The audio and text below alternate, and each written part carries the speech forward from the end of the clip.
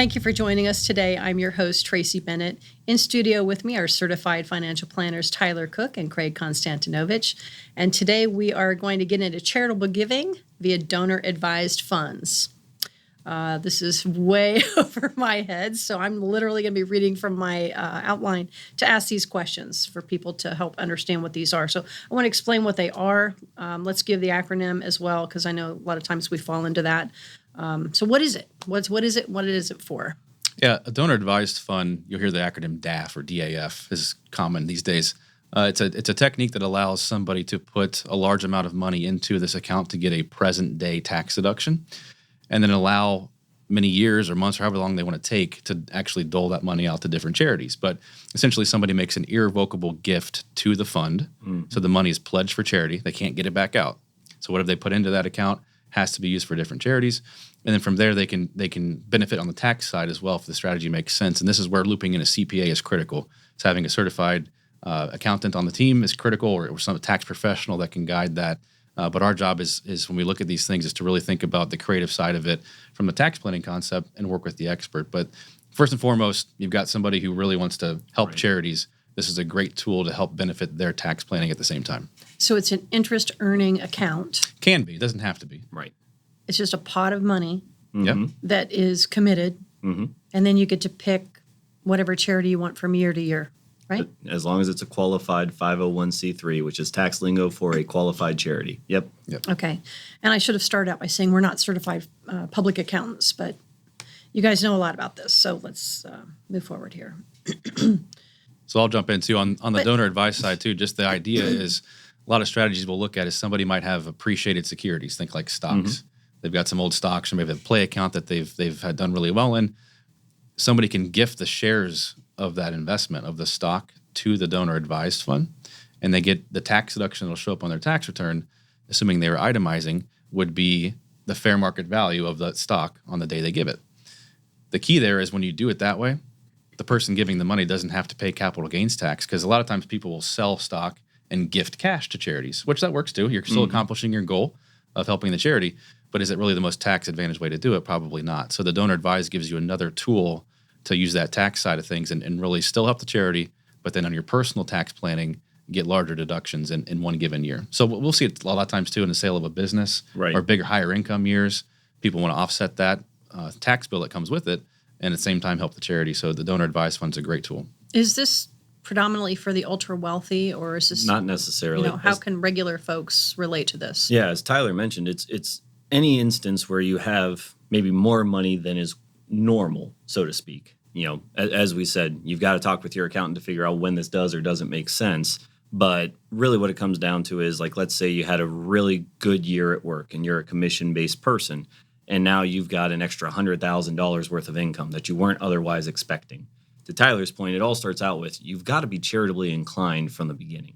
This isn't something that you should just willy-nilly jump into because, hey, I want to cut down on taxes. Because you can't you can't take it out. Exactly. Yeah, it's going to charity. It's going to charity one way or another. Living, after death, doesn't matter. It's going directly to charity, no question about it. It's just how quickly do you want to give it to charity? So like Tyler mentioned, let's say someone sells their business or has that big commission year like I was mentioning, and they've got $100,000, but they typically only gift $5,000 per year to charity. Nothing to scoff at. Hey, that's a very generous way to go about your giving, about your lifestyle. But to Tyler's point, it's a tax planning strategy. So if now all of a sudden you've got $100,000 of income greater than what you anticipate, and let's say every other year cash flow's kind of tight when you gift that $5,000, well, if you put it into this fund now, you can have that money available and you could take $5,000 out every single year for the next 20 years. So now instead of gifting from your cash flow, maybe you can take that money and reinvest it elsewhere. So it allows you to leverage your cash flow to go towards other goals while still accomplishing what it is that you want to give to charity. Does it make sense for somebody who's over 70 or in retirement age? It can. It just depends. That one depends. We'll get there's another strategy we'll talk about in a minute for people in their 70s and beyond. But on the donor advice piece too, the idea there is once it's in the account, you can leave it in cash. You can put it in a stable value type option, or you could invest it too for the longer piece. To your point, Craig, if you want to invest it or dole it out to charities over maybe a 10 or 15 year period, there might be an opportunity to actually invest it within the account, because the nice part about that is when it's growing in that donor advised fund, it's all tax free. So not only did you get a tax deduction when you put it in, you've now invested it, it's growing tax free, and it goes tax free to the charity as well. So there's a kind of a triple tax advantage play there. That's pretty cool. Yep. So I'm reading about DAFs and QCDs. Yep. Let's tell people what those are and which strategy is the best. I'll help you. The DAF was what we just hit on. That's the donor advice. Don't worry, we got you. That's what Tyler started with. Okay.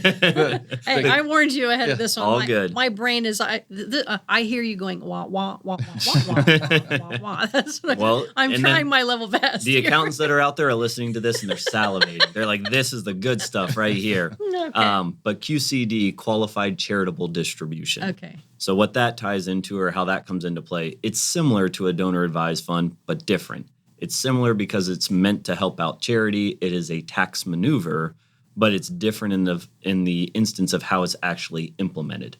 So the donor advised fund that Tyler was talking about, or that we've been chatting here about, you put money in. It's usually after tax money. So like I said, commission, stock, whatever the case may be, or a highly appreciated security, I should say, goes into that account.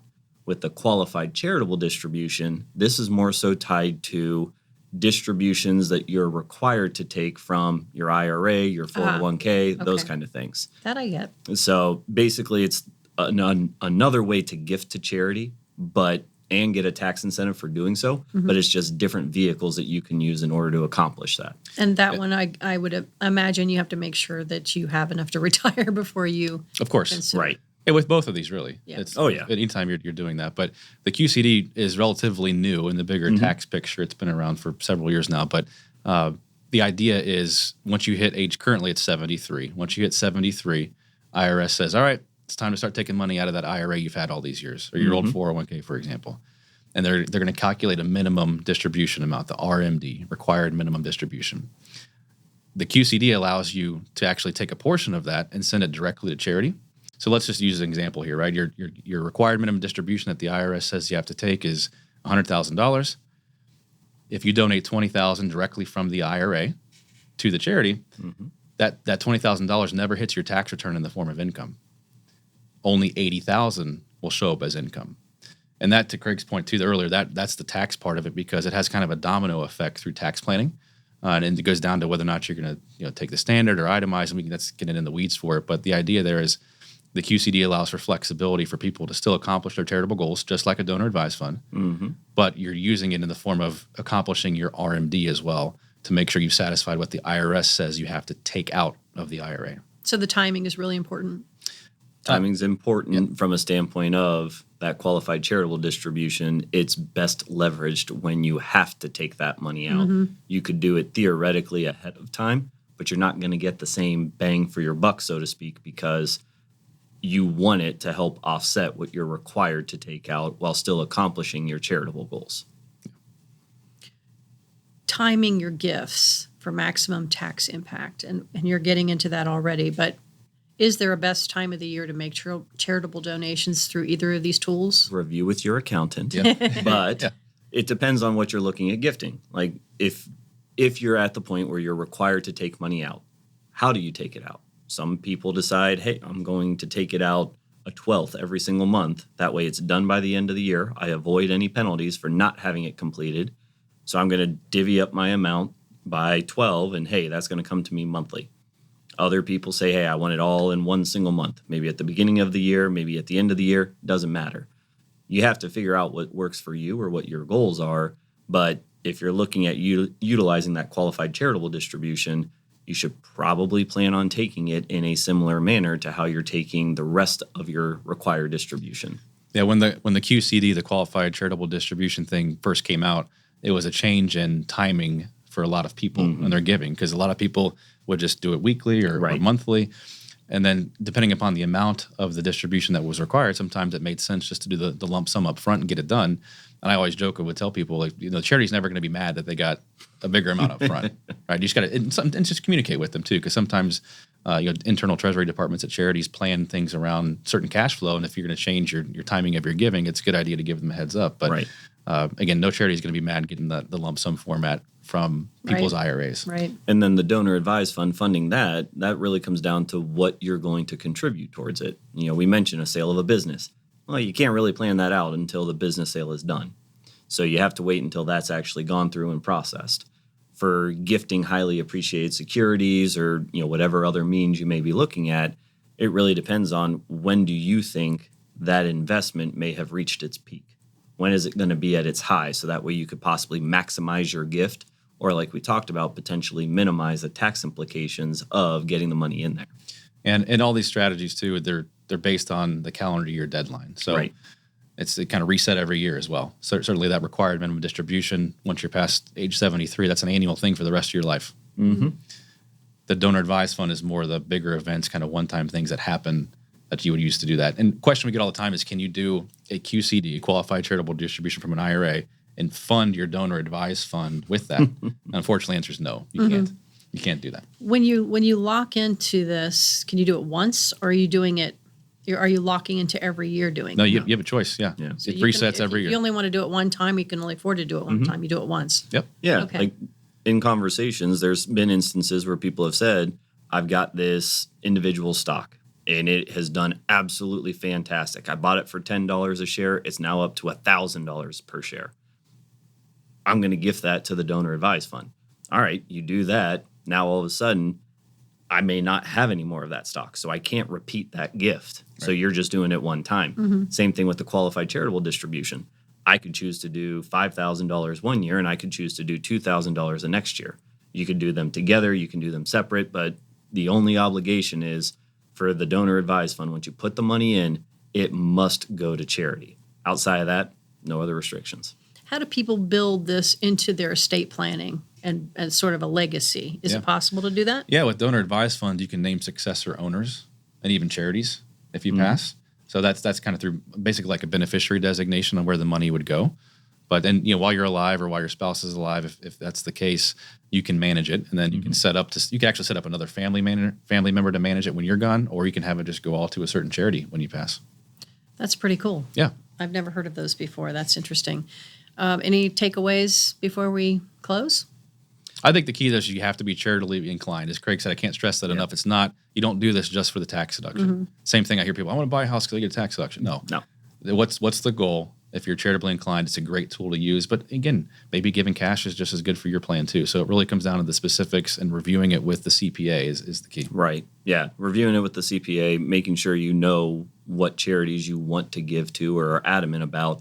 And also, it's a nice way too, to your point about legacy planning, it's a good way for people to introduce their kids to what kind of charitable giving they want. Maybe they want to instill that mindset of, as you do good, give back. And this is a great way to kind of broach that conversation and remove some of the misnomers around talking about finances. Hey, children, here, we're putting money into this account. We also are giving to charity, but we're going to list you as the successors, and we want you to pick a charitable cause that you're passionate about. So it can create a lot more familial giving conversations that otherwise may not have been had. Great idea. Thanks, guys. Yeah. Thanks for tuning in. We hope you'll join us again, and don't forget to hit the share button.